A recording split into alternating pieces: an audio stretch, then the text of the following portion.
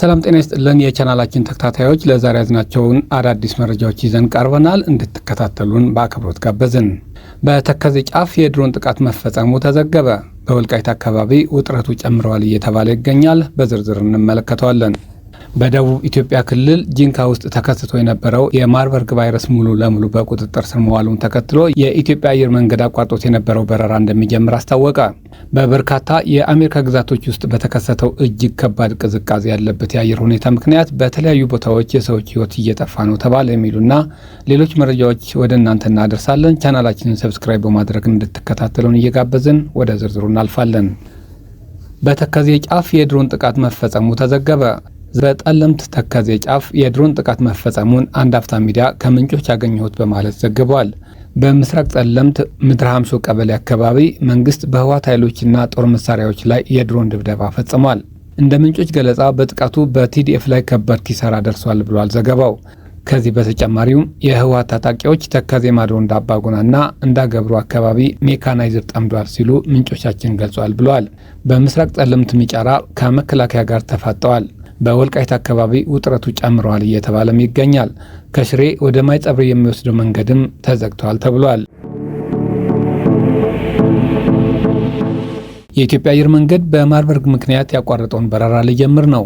በደቡብ ኢትዮጵያ ክልል ጂንካ ውስጥ ተከስቶ የነበረው የማርበርግ ቫይረስ ሙሉ ለሙሉ በቁጥጥር ስር መዋሉን ተከትሎ የኢትዮጵያ አየር መንገድ አቋርጦት የነበረውን በረራ እንደሚጀምር አስታውቋል። በህዳር ወር መጀመሪያ ላይ በተከሰተው ወረርሽኝ በጂንካ ሆስፒታል 6 ሰዎች መሞታቸውን ተከትሎ በሽታው ማርበርግ መሆኑ መንግስት አስታውቆ ነበር። በዚህም ሳቢያ የኢትዮጵያ አየር መንገድ ወደ ጂንካ ያደርግ የነበረውን በረራ አቋርጦት የቆየ ሲሆን በአካባቢው በህዝብ ትራንስፖርት ላይም እገዳ ተጥሎ ነበር። ከ3 ወራት በፊት ለመጀመሪያ ጊዜ በደቡብ ኢትዮጵያ ክልል ጂንካ ዞን የተከሰተው የማርበርግ ቫይረስ አሁን በቁጥጥር ስር መዋሉን የጤና ሚኒስቴር በይፋ አስታውቋል። ይህንን ተከትሎም አየር መንገዱ ለክልሉና ለዞኑ ተቋማት በጻፈው ደብዳቤ ከአዲስ አበባ ጂንካና ከጂንካ አዲስ አበባ አቋርጦት የነበረውን በረራ አርብ ጥር 22 2018 ዓ.ም እንደሚጀምር ከአየር መንገዱ የተጻፈውን ደብዳቤ አያይዞ የዞኑ ኮሚኒኬሽን በማህበራዊ ሚዲያ ገጹ አሳውቋል። ወደ ውጭ መረጃችን ስናልፍ የአሜሪካ አውሮፕላን ተሸካሚ መርከብ በኢራን ላይ ጥቃት ለመሰንዘር እየተዘጋጀች ነው ተባለ። የዩኤስኤስ አብርሃም ሊንከን የአውሮፕላን ተሸካሚ መርከብ ከ1 እስከ 2 ቀን ባሉት ቀናት ውስጥ በኢራን ላይ ጥቃት ለመሰንዘር ዝግጁ እንደምትደረግ ተገልጿል። የአሜሪካ ጦር በክልሉ ያለውን የጥቃት ቡድን ለማጠናከር ተጨማሪ 12 የጦር አውሮፕላኖች መላኩም ተዘግቧል። ቀደም ብሎ ፎክስ ኒውስ የአሜሪካ ባለስልጣናትን ጠቅሶ እንደዘገበው የዩኤስኤስ አብርሃም ሊንከን የአውሮፕላን ተሸካሚ የጥቃት ቡድን በህንድ ውቅያኖስ በኩል ወደ ሴንትኮም የኃላፊነት ክልል ገብቷል።